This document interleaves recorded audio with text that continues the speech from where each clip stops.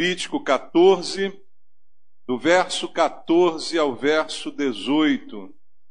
Você achou aí na Bíblia? A palavra de Deus diz assim: o sacerdote tomará do sangue da oferta pela culpa e o porá sobre a ponta da orelha direita daquele que tem de purificar-se, e sobre o polegar da sua mão direita, e sobre o polegar do seu pé direito. Tomará também do cestário de azeite e o derramará na palma da própria mão esquerda. Molhará o dedo direito no azeite que está na mão esquerda, e daquele azeite aspergirá com o dedo 7 vezes perante o Senhor. Do restante do azeite que está na mão, o sacerdote porá sobre a ponta da orelha direita daquele que tem de purificar-se, sobre o polegar da sua mão direita e sobre o polegar do seu pé direito, em cima do sangue da oferta pela culpa. O restante do azeite que está na mão do sacerdote, poloá sobre a cabeça daquele que tem de purificar-se. Assim, o sacerdote fará expiação por ele, perante o Senhor. Amém.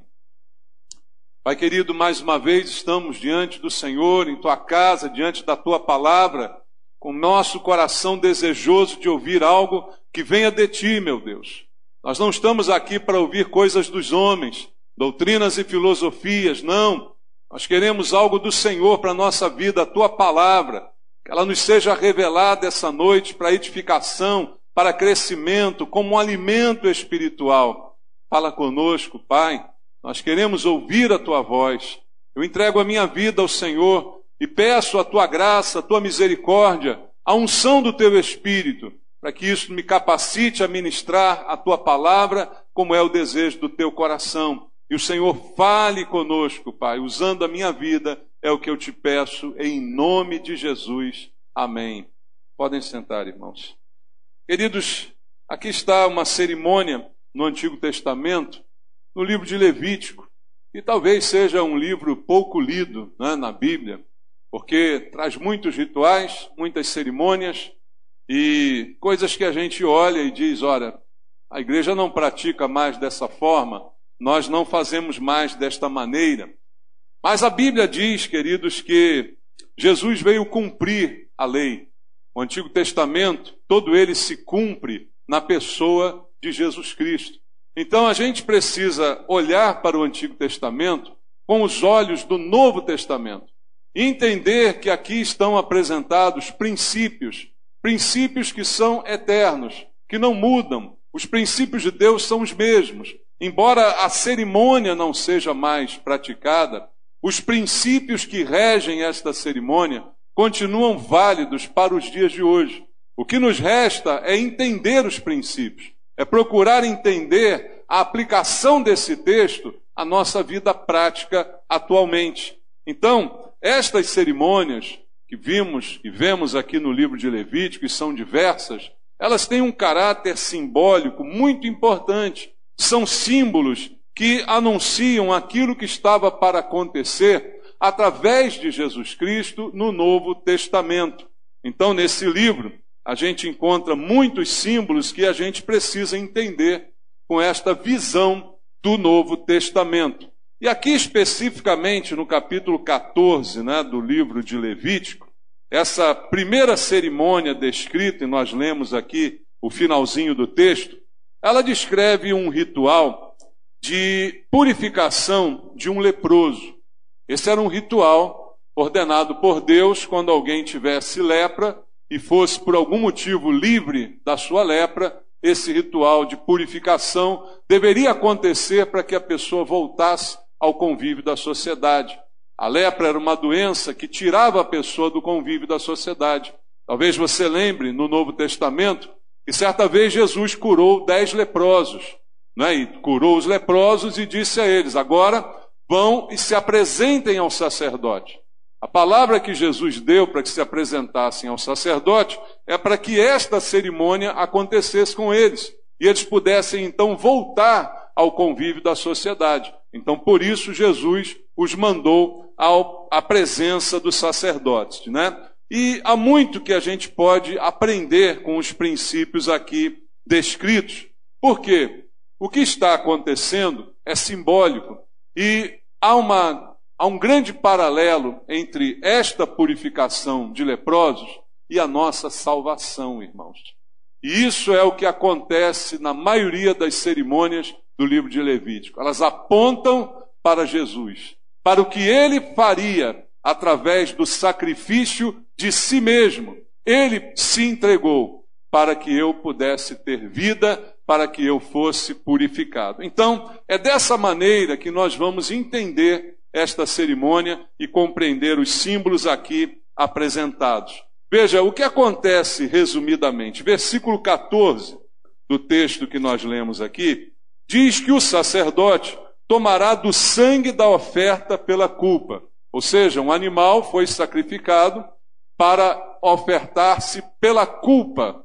E este sangue da oferta era tomado então pelo sacerdote e ele colocava o sangue em 3 partes do corpo daquele leproso, daquele ex-leproso, para que ele fosse purificado. Diz a Bíblia que ele o colocava na ponta da orelha direita, no polegar da mão direita e no polegar do pé direito. 3 partes do corpo eram então ungidas com aquele sangue. A parte superior, a parte intermediária, onde estão as mãos, e a extremidade do corpo, onde estão os pés. Simbolizando que toda a pessoa seria purificada pela aplicação daquele sangue. Então, aquele que vinha se purificar representava aqui o homem perdido. Nós, cristãos, mesmo antes de conhecer Jesus, a Bíblia diz que estávamos mortos nos nossos delitos e pecados. Éramos muito semelhantes a esse leproso. O leproso estava completamente alijado do convívio social. Ele era discriminado. Ele não era apto para estar na igreja, no templo, na presença de Deus, em lugar nenhum. Ele estava como um morto-vivo. Assim era o leproso naquele tempo. Essa figura do leproso também é ilustrada na vida do general Naamã, um grande general, mas leproso, estava ali alijado de poder viver a plenitude daquilo que ele poderia ter vivido. Então esse leproso simboliza o homem não salvo. É leproso. Muitas vezes nem percebe o quanto a sua situação é ruim, mas este é um símbolo do homem perdido, ferido, que precisa vir a Jesus para que o sangue de Jesus seja aplicado inteiramente na sua vida e ele seja então restaurado da sua lepra e reconduzido ao convívio social. E o sacerdote desse texto aqui, queridos, é o próprio Senhor Jesus. Ele é o nosso sumo sacerdote, como diz a Bíblia. É Ele que opera em nós a salvação através do sangue dele próprio. Então Jesus é também o sacerdote. Veja, está escrito na Bíblia em Hebreus, vamos lá ao Novo Testamento, na carta escrita aos Hebreus, no capítulo número 3. Vamos ler o que está escrito aqui em Hebreus, capítulo número 3, no versículo número 1 de Hebreus, capítulo 3, está escrito: por isso, santos irmãos, que participais da vocação celestial, considerai atentamente o apóstolo e sumo sacerdote da nossa confissão. Quem ele é? Jesus, diz o texto. Jesus é o sumo sacerdote da nossa confissão, da nossa fé. Ele representa para nós o sacerdote. Mas naquela cerimônia, o sacerdote era quem imolava o cordeiro, ele matava o animal e ele tomava ali o seu sangue. Só que Jesus, além de sacerdote, ele também é o próprio cordeiro. Ele também é a própria oferta, mostrando que tudo na salvação gira em torno de Jesus. Ele é tanto sacerdote quanto também é o animal oferecido simbolicamente. Ele é também o Cordeiro de Deus que tira o pecado do mundo e é oferecido sem defeito para que pelo seu sangue nós também sejamos purificados. Então, ele é as duas coisas porque na cruz ele se deu por nós e tornou-se então o Cordeiro de Deus. Mas quando ele ressuscitou, a Bíblia diz que ele subiu aos céus para apresentar a Deus o fruto do seu trabalho, fazendo então o papel de sacerdote, o intermediário entre o homem e Deus. Por isso, em 1 Timóteo 2,5 está escrito que há um só Deus e um só mediador entre Deus e os homens. Quem é? Jesus Cristo. Então Jesus é o mediador, mas ele também é o meio pelo qual o homem é salvo, porque ele também é o sacrifício, ele mesmo apresenta a si mesmo. Então o que a gente conclui é que Jesus é tudo na salvação. Não há outro nome dado entre os homens pelo qual possamos ser salvos, é o que diz Atos 4:12. Não há ninguém, não há nenhum intermediário entre nós e Deus, porque Jesus faz os dois papéis, tanto de sacerdote quanto de sacrifício. E ele então, com o seu sangue aspergido sobre a nossa vida, nós somos purificados do nosso pecado. As três partes em que o sangue era colocado, como eu disse aqui, abrangiam a totalidade do corpo daquela pessoa que precisava ser purificada. Então, a gente conclui que Jesus nos purifica por inteiro, irmãos. Veja o que diz a Bíblia em 1 de João. Vamos ler? Primeira Epístola de João, capítulo 1, versículo número 7. Diz assim: se, porém, andarmos na luz, como ele está na luz, mantemos comunhão uns com os outros. E o sangue de Jesus, seu Filho, nos purifica de todo pecado.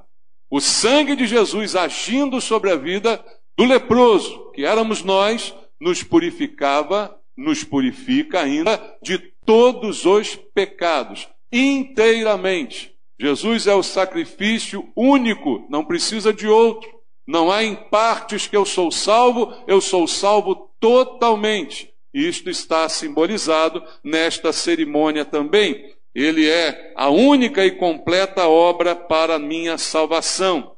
Foi pelo sangue de Jesus que a Bíblia diz, o véu foi rasgado e agora nós temos acesso diretamente a Deus. Só que há aqui uma segunda parte da cerimônia. Vamos voltar lá ao texto em Levítico capítulo 14 e nós vamos perceber o porquê da necessidade de uma segunda etapa. Veja, o sangue de Jesus, ele perdoa os meus pecados. Aquilo que eu fiz no meu passado. Ele perdoa todos os pecados que eu tenha cometido toda a minha vida, não importa. A natureza nem a abundância deles, todos eles são purificados pelo sangue de Jesus. E é isso que a Bíblia diz para nós com certeza. Só que o sangue, ele não nos transforma moralmente. Ele purifica os pecados que nós já cometemos, mas nós não somos por ele transformados moralmente. Veja em Hebreus de novo, capítulo 9. Hebreus capítulo 9, no versículo número 14. Na carta aos Hebreus, capítulo número 9, versículo 14. Tem um versículo aqui e vai nos falar um pouco a respeito dessa verdade. Hebreus capítulo 9, verso número 14, diz assim: muito mais, o sangue de Cristo, que pelo Espírito Eterno, a si mesmo se ofereceu sem mácula a Deus, purificará a nossa consciência de obras mortas, para servirmos ao Deus vivo. O sangue de Cristo, então, purifica a minha consciência, limpa a minha culpa, não permite que eu fique remoendo o meu passado, porque eu fui por ele totalmente perdoado, totalmente justificado e não há mais nenhuma condenação sobre mim. Entretanto, isto não me transforma moralmente. Eu ainda continuo com a tendência ao pecado. Todos nós continuamos a tender para o pecado. Isso é uma realidade que nós conhecemos também pela Bíblia Sagrada. Aí vem a segunda etapa desta cerimônia de purificação. Lá no capítulo 14 de Levítico, a partir do versículo 15 ao 17, diz assim: também tomará do cestário de azeite e o derramará na palma da própria mão esquerda, molhará o dedo direito no azeite que está na mão esquerda daquele azeite, aspergirá com o dedo 7 vezes perante o Senhor. Do restante do azeite que está na mão, o sacerdote porá sobre a ponta da orelha direita daquele que tem de purificar-se, sobre o polegar da sua mão direita e sobre o polegar do seu pé direito, em cima do sangue da oferta pela culpa. Veja, a cerimônia não para no sangue. Agora a Bíblia diz que o azeite seria também colocado nos mesmos lugares onde antes foi colocado o sangue. E quando nós vemos na Bíblia o azeite sendo mencionado, especialmente no Antigo Testamento, nós percebemos ser o azeite um símbolo do Espírito Santo. O óleo, a unção, um símbolo da presença, da atuação do Espírito Santo. E todos nós sabemos que não há salvação sem o convencimento do Espírito Santo. Jesus derramou o seu sangue, isso já foi feito. Ele é o Cordeiro de Deus, isso já foi feito e é inegável. E o sangue foi derramado para todo aquele que nele crê. Qualquer um está apto a ser perdoado. Mas entra então o trabalho do Espírito Santo, que convence o homem da necessidade de perdão. Porque o convence do pecado, da justiça, do juízo.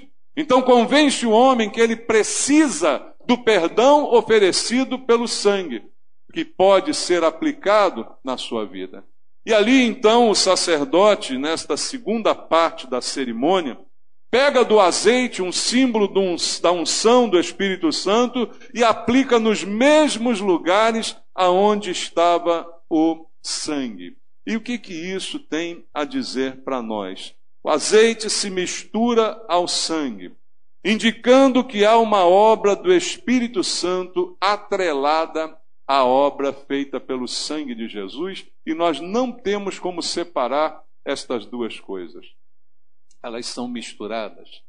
Aquilo que Deus fez através de Jesus é testificado aos nossos corações, é consolidado na nossa vida através do convencimento do Espírito Santo, da atuação do Espírito Santo em nós. Essa obra está atrelada. É Ele quem nos convence, é Ele quem nos liberta, é Ele que atua na nossa transformação. Como eu disse, o sangue purifica a minha consciência da culpa, mas agora o Espírito, ele renova a minha mente. O Espírito agora me capacita a viver uma vida de santidade, a evitar o pecado, a transformar dia a dia a minha natureza, a produzir em mim a santificação, a melhora constante do padrão de vida que eu preciso assumir agora como um homem ou uma mulher perdoados pelo sangue de Jesus. É a aplicação do Espírito Santo que nos faz nascer de novo, irmãos. Não há conversão sem a atuação do Espírito Santo em nós. E ele precisa mostrar isso para nós através do símbolo desta cerimônia. Porque a todos a quem Deus perdoa, Deus também liberta. E o Espírito Santo atua exatamente nesta área. E ali eu preciso, pela atuação do Espírito Santo, me convencer que fui liberto por Jesus Cristo para viver uma nova vida. E como diz Paulo, me despojar do velho homem dia a dia, sendo limpo pela ação do Espírito Santo na minha vida, que me incomoda, que incomoda aquele que crê. Quando nós erramos pela inclinação da nossa carne, pela atuação do velho homem que ainda está presente em nós. Mas também somos templo desse Espírito que incomoda o nosso coração e vai nos limpando a cada dia, fazendo a obra, completando essa obra maravilhosa que está uma atrelada à outra. Então, Deus não te perdoou para que você volte aos pecados de antes. Ele diz a todos nós, vá e não peques mais, porque agora você tem o Espírito Santo para te capacitar. Então o sangue é aplicado e logo por cima do sangue é aplicado o azeite. Esta cerimônia também simboliza aquilo que o Espírito Santo faz na vida daquele que crê. Quem nele crê não será condenado. Quem nele crê tem a vida eterna, mas o Espírito Santo atua imediatamente após o crer para fazer algo que só o Espírito pode fazer, e está descrito em Efésios. Eu quero ler contigo, Efésios capítulo número 1. Vamos ler a palavra de Deus na carta de Paulo aos Efésios, no capítulo número 1, logo no início da carta, no versículo número 7. Está escrito assim, Efésios 1, 7. No qual temos a redenção pelo seu sangue e a remissão dos pecados, segundo a riqueza da sua graça. Agora vai no versículo 13 do mesmo texto. Em quem também vós, depois que ouvistes a palavra da verdade, o evangelho da vossa salvação, tendo nele também crido, ou seja, eu ouvi e eu criei no evangelho. O sangue de Jesus atua sobre a minha vida, como diz Paulo. Agora fostes selados com o Santo Espírito da promessa, o qual é o penhor da nossa herança, até o resgate da sua propriedade em louvor da sua glória. Paulo está dizendo que quando nós cremos, nós temos a redenção, versículo 7, pelo sangue. Nós temos a remissão dos pecados, por causa da graça de Deus, da riqueza da sua graça. Mas depois que a gente crê, ouvindo a palavra da verdade, o evangelho da salvação, verso 13, a gente crê nisso, então nós somos selados com o Espírito Santo da promessa, o qual, ou seja, esse Espírito que me selou, é o penhor. O que é o penhor? Penhor é algo que você dá como garantia. Antigamente as pessoas botavam as joias no prego. Você já ouviu essa expressão? Ou eu sou muito velho e você já não lembra disso? Os mais jovens, o que é botar joia no prego? Você levava as joias na Caixa Econômica Federal, aquelas da vovó, da bisavó, né? Que valiam alguma coisa, e a Caixa Econômica te dava dinheiro emprestado, tendo como garantia as joias que você depositava. Por isso dizia que botava no prego. O cara botava lá no armário, pendurava lá, botava o teu nome, essa aqui pertence ao fulano. Quando o fulano vier aqui pagar a dívida, ele leva de volta a joia. Enquanto ele não pagava a dívida, a joia ficava lá presa. E periodicamente ele pagava alguns juros sobre aquela operação. Nem sei se ainda existe isso. Existe? Alguém sabe? Ainda existe isso na Caixa Econômica? Olha aí. Olha a oportunidade para você aí. Ó. Mas o que quer dizer o penhor? Essa é uma operação de penhor. É assim que se chama. Porque as joias são dadas como penhor. Penhor significa garantia. As joias são dadas como garantia de que você vai pagar. Porque o empréstimo que você recebia, claro, vale muito menos do que as joias. Senão você não pagava, né? Então a vantagem de pagar é você tirar as joias que eram muito mais valiosas. A joia é o penhor é a garantia. E a Bíblia diz que o Espírito Santo nos é dado como uma garantia da nossa salvação. Por isso que eu creio na salvação eterna. Que é uma garantia empenhada por Deus. Deus deu o penhor. Você foi salvo, você foi perdoado pelo sangue de Jesus. E agora toma aqui o meu espírito. Isso é a garantia de que você será salvo. Toma o meu espírito agora. Eu estou com você todos os dias. Isso é a garantia de que você será salvo. Não porque você merece. Você não presta e continua não prestando. Mas o meu espírito está em você. O meu sangue atuou em você para te perdoar. E o meu espírito está aí, vivendo em você, para transformar a sua vida dia a dia. Esse é o penhor, essa é a garantia, é a autenticação. É como se fosse uma autenticação. E lá na cerimônia do Antigo Testamento da purificação do leproso, a gente vê o sangue atuando no perdão da culpa. E logo depois o sacerdote pega do azeite e coloca nos mesmos lugares do sangue, como se fosse uma autenticação, está selado. Está aqui, olha, está marcado, está limpo.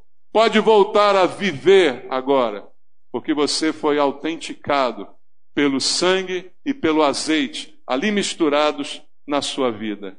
Esse é o símbolo desta cerimônia. Mas a cerimônia não para por aí. Volta lá em Levítico, irmão, no capítulo 14, e há uma terceira etapa nesta cerimônia, descrita no verso 18. Depois de colocar o sangue nas 3 partes do corpo, Depois de colocar o azeite sobre as mesmas partes, o verso 18 diz assim: o restante do azeite, que está na mão do sacerdote, poloá sobre a cabeça daquele que tem de purificar-se. Assim o sacerdote fará expiação por ele perante o Senhor. E a cerimônia era concluída dessa forma. Ou seja, após usar o azeite sobre o sangue, a Bíblia diz que sobrava azeite na mão do sacerdote. E esse azeite que ali sobrava era agora derramado sobre a cabeça daquele que foi e estava sendo purificado. Aqui nós temos um símbolo da obra do Espírito Santo, distinta daquela dita anteriormente por mim. Você creu em Jesus, você foi perdoado, o efeito do sangue se fez presente na sua vida, seus pecados não são mais lembrados por Deus. Imediatamente você foi selado com o Espírito Santo e passa a tê-lo agora, definitivamente você é templo do Espírito Santo para sempre, porque ele é a garantia da sua salvação. Mas há ainda azeite sobrando, há mais do Espírito Santo para ser vivenciado. A obra não se completa apenas nestas duas etapas. Ainda há disponibilidade de azeite para ser derramado agora sobre a sua cabeça. Isto também é simbólico, porque derramar sobre a cabeça é derramar do alto para baixo. Não é mais nas três partes do corpo, mas agora é um derramamento do alto para baixo. A Bíblia está simbolizando a segunda unção, o batismo com o Espírito Santo, que ainda está disponível para muitos que ainda não o receberam. E pararam apenas nessas duas etapas. Não há nenhum problema se isso não acontecer, porque você está salvo, você tem o selo da garantia, isso é ponto pacífico. Só que você poderia ter mais do Espírito Santo. Você poderia ter mais da parte de Deus, e esse a mais vem deste símbolo aqui mostrado pelo sacerdote. Uma segunda unção distinta da primeira. Uma obra do Espírito na hora da conversão, nós já vimos, e depois uma obra do Espírito posterior à salvação. Jesus que perdoou você, agora tem azeite em abundância para colocar sobre a sua vida. A gente percebe isso na vida dos apóstolos de Cristo. Como já disse aqui algumas vezes, na noite em que Jesus é traído, toma a ceia com seus discípulos, ele diz a Pedro: você quando se converter, apacenta as minhas ovelhas. Porque nenhum daqueles discípulos era convertido. E isso é que choca muita gente, porque, assim, como não andavam com Jesus, aprendiam de Jesus, já foram enviados, fizeram milagres, expulsaram demônios, isso tudo qualquer um pode fazer. Porque Jesus disse: olha, viram naquele dia e vão dizer: ó, Senhor, Senhor, em teu nome, fizemos isso, expulsamos demônio, curamos enfermo. E ele vai dizer: eu nunca conheci vocês. Então isso não é autenticidade de salvação, fazer as coisas por Deus ou para Deus ou por causa de Deus. Isso não autentica a salvação de ninguém.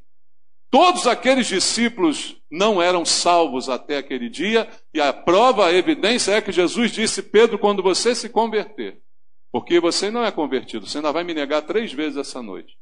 Essa noite, por causa do medo, você ainda vai negar que me conhece. Mas quando isso acontecer, você vai apacentar as minhas ovelhas. E aí a Bíblia diz que Jesus vai morrer, vai ressuscitar, vai começar a aparecer aos apóstolos, até que ele vai entrar no cenáculo onde estão todos reunidos, e diz a Bíblia que ele sopra sobre eles o Espírito Santo. Você já leu essa passagem? Jesus entra no cenáculo e sopra o Espírito Santo sobre eles. O que significa isso? Ali é a conversão deles. O sangue já foi derramado, né?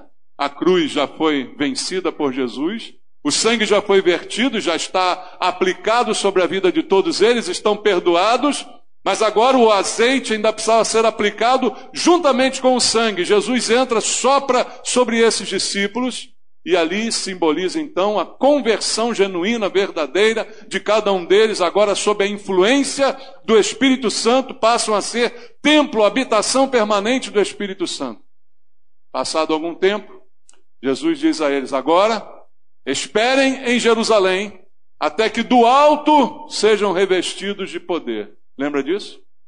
E aí diz em Atos 1:8, mas recebereis poder ao descer sobre vós o Espírito Santo, e sereis minhas testemunhas, tanto em Judéia e Samaria, e até os confins da terra. Então o Espírito ainda precisava descer sobre eles. Mas já não tinha soprado sobre eles? Já? Já não foi aspergido sobre a orelha direita, a mão direita, o pé direito? Já. Mas ainda tem mais. Ainda tem mais agora para vir do alto, para vir sobre a cabeça. Ainda tem mais para ser derramado na vida daquele que foi purificado. Essa obra é diferente da obra da salvação. A da salvação já foi realizada. Mas agora Jesus diz, vocês vão receber poder. Para quê? Para serem minhas testemunhas, tanto em Jerusalém, quanto em Judéia e Samaria, até os confins da terra. Para isso vocês vão precisar de uma dose extra de poder. Para isso vocês vão precisar de algo mais do Espírito Santo. Você já o tem, você já é templo, mas agora ele precisa ter a plenitude da sua vida. Agora você precisa receber do alto em revestimento de poder. E é exatamente isso que o sacerdote fazia na purificação do leproso. Depois de aspergir o sangue, colocava o azeite, unindo os dois, e o do azeite que sobrava, jogava sobre a cabeça daquele que precisava ser purificado. E esse revestimento de poder ainda está disponível hoje, e com o mesmo propósito e o mesmo objetivo. Jesus não vai encher você com o Espírito Santo para você sair rodopiando por aí e as pessoas te olharem espantadas e dizerem, olha que homem, que mulher de Deus, poderoso, né? Não vai encher você do Espírito Santo para você dizer, não. Jesus ainda tem o mesmo propósito, te dar poder para você ser testemunha. O poder do Espírito Santo é para que a gente tenha coragem, ousadia, intrepidez, dons para testemunhar de Jesus. E talvez seja isso que ainda está faltando na vida de muitos de nós. Habilidade para sermos ministros. Ministro quer dizer servo. O último texto que eu quero ler contigo está em 2 Coríntios, capítulo 3, a segunda carta de Paulo aos Coríntios, no capítulo número 3, no versículo 5 até o versículo 6. Não que por nós mesmos sejamos capazes de pensar alguma coisa como se partisse de nós. Pelo contrário, a nossa suficiência vem de Deus, o qual nos habilitou para sermos o quê? Ministros de uma nova aliança. Não da letra, mas do Espírito. Porque a letra mata, mas o Espírito vivifica. Talvez um versículo mal interpretado, né? Alguns preguiçosos gostam de usar esse versículo para dizer que você não precisa estudar a Bíblia. Você não precisa fazer seminário, você não precisa se aperfeiçoar, porque a letra mata, o Espírito vivifica. O uso sem vergonha desse versículo é isso, né, irmãos? É falar uma aberração dessa. Mas a verdade é que um seminário não me torna um ministro. O conhecimento teológico, ele é bom. Mas eu não posso parar por aí. Não é? Eu não posso parar no conhecimento teológico. Eu preciso que a obra seja completa. Eu preciso do revestimento de poder para que eu transforme o conhecimento em ação. Para que, movido pelo poder do Espírito Santo, o conhecimento dado por Deus, ele atinja o alvo, ele realmente faça o que Deus deseja. E era muito importante naquele momento os discípulos esperarem em Jerusalém para serem revestidos de poder, porque o Evangelho precisava ser expandido, precisava sair de Jerusalém e ir até os confins da terra.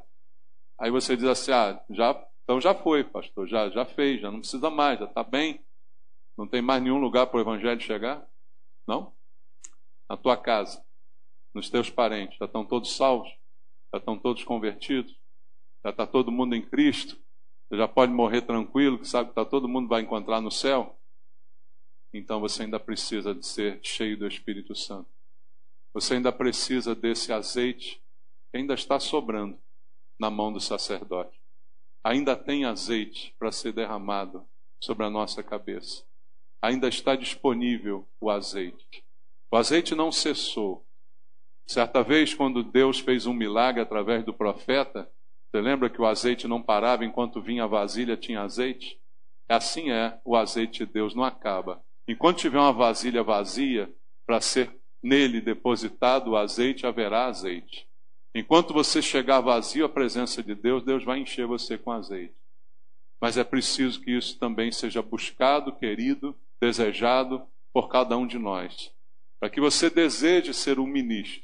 Você pode ter dois desejos, ser ministrado ou ministrar. Talvez a gente esteja satisfeito em ser ministrado. Ser ministrado é muito bom na igreja, mas fora da igreja, todos nós temos que ministrar. Todos nós temos que servir.